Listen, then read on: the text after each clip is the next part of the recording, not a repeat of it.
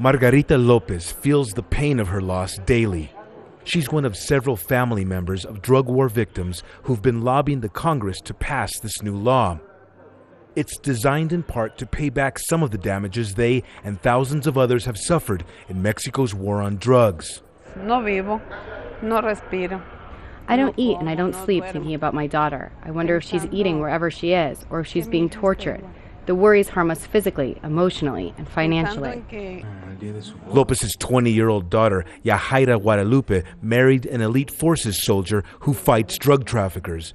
In an apparent retaliation against her husband last year, Yajaira went missing. With the number of drug war victims here growing daily, Mexico's Senate and Congress moved quickly to pass this law. The timing was lost on no one.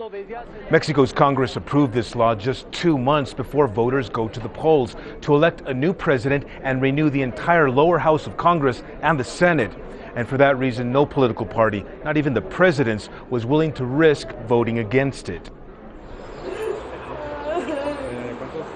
The law creates a national institution with a 9-member commission which will allocate federal funds, paying reparations for damages to survivors, with a maximum payout of about $70,000. The idea for Mexico's Victims Assistance Law came in great part from a citizens' peace movement led by Javier Cecilia, a well-known poet whose own son was murdered by drug traffickers. Opposition Senator Carlos Sotelo says the new law is an implicit admission by President Felipe Calderón and his National Action Party that the survivors of Mexico's war on drugs need the help of their government urgently. The social movement headed by the poet Cecilia and other movements with their blood and tears have drawn attention to the victims and their families. Felipe Calderón once referred to them as collateral damage. The law also obligates the federal government to investigate every registered case of a missing person. We are not just struggling for ourselves, but for all Mexicans who are going through this dirty war.